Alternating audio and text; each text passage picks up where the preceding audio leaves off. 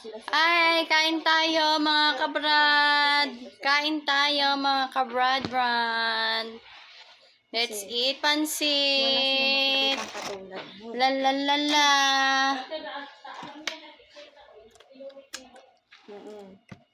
Ganun lang yun. Kasimple. Walang Let's eat. mahanap katulad mo yun. Meron man, pero hindi ganun ka hirapan silang Ito sa'yo. Sayo. Ayun yung akin.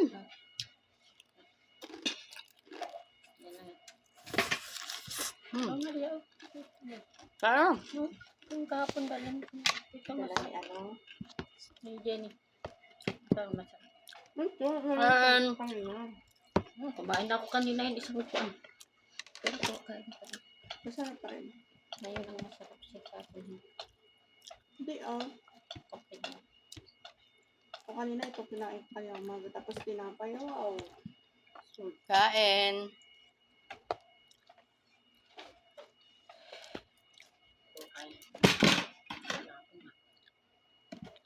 Hala. Hamot na Yung chocolate mo. Hindi na nabitbit kasi. Hindi, okay lang yan. Sinabi ko naman kay Marlene, mahirap magpabitbit. Ako na lang ka. Pagpunta nyo na sa Biyernes. Sabi niya. Okay naman. Nawawag ko naman. Ay, mali ako. Hindi ka nung pan. Siya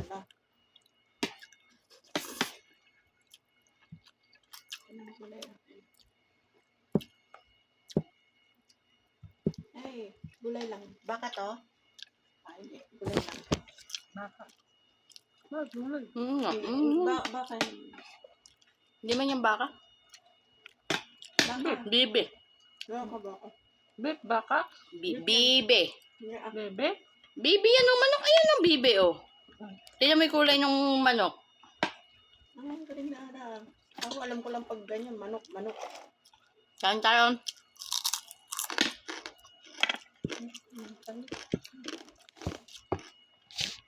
Kain yan yung kain.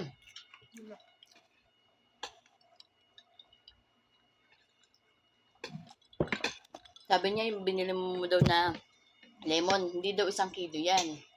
Pero mas marami pa nga yun sa'yo. Marami dosi. Tapos bibi ka. Di ba? Sa kanya, maliit.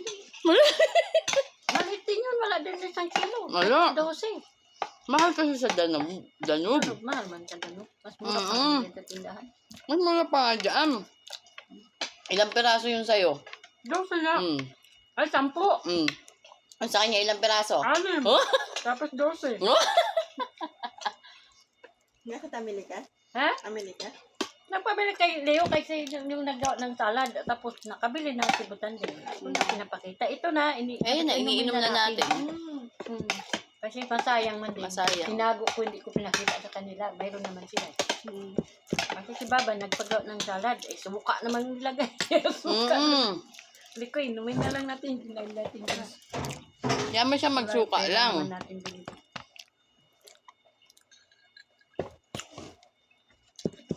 Kung ikismis yan yung kay Mata. Mag-ano yan, nagsasabi yung matanda na si Rowena uuwi na. Magsasabi yung kay Mata. Tapos na lang kayo ay si. Ganun. Kasi di ba yung nag-away kami? Sabi ko, mag-exit na ako. Sabi mo, wala, uwi na ako. Pinagtripan ka lang nila. Alam mo naman nga si, hindi naman ganyan kausap yan si Butanding. Kengkoy. Kengkoy, palagay ko nga meron niyang trip mamaya. Kaya tatay niya ngayon. silang dalawa. Tawa-tawa silang dalawa. Inanuhan niya talaga, kumbaga parang sinakyan niya yung tatay niya. Sinakyan niya. Ay, ayaw niya masira yung mood ng tatay niya.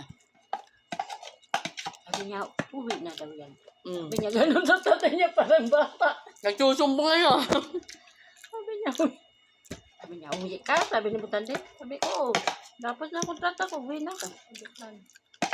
Hindi. Wala kayo.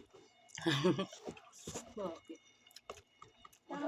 Wala ba akong pamilya? Wala mo siya? Kahit wala na akong magulang, pero meron pa akong makakapatid. Ano yun?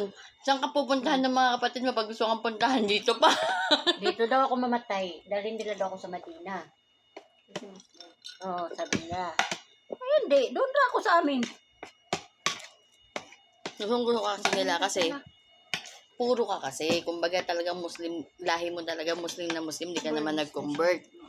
Hindi, kahit naman convert, doon din pupunta eh. Kaya lang, inano lang siguro siya.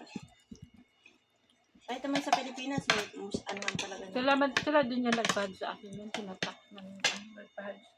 Palagay ko, diligawan ko ulit yan. Palagay ko pa ipapahads ka ulit niyan. Ay, wow. Damdam ko. No? Ay, ano ba? Ano, Inshallah. Dati man yan, ano man yan si Bakit ko. Pero hindi man. Isang beses na ako nakads. Yung matalalaki na. Kami dalawa yung, ano yung kalbo. Silakma. Lalalagan. Ay, sino kasama niyo sa kanila? Ha? Sino kasama mo sa kanila nung nag-hearts ka? Kami silakma. Dalawa lang? Oo. Yung isap yan. Patulong ni kalbo. Hop. Uwi na ba si Rahma? Ewan ko. Ano ba sabi niya? Sabi man niya, uwi naman daw siya kasi iba na nga yung ano niya, yung sa bahay. Pero okay naman yung si Sir Calvin. Yung kalbo. Ako naman si, Hindi, kukunin kasi siya ng anak niya sa Inday. tsaka kung ang hinahanap niya ate, yung dating hawak sa kanya ng puti. Oo. Yun ang inano niya, saka yung mga bata. Eh ngayon, sino pa nga naman yung aanuhin niya? Wala na. Wala na. Aywan sa kanya, yun ang sabi niya.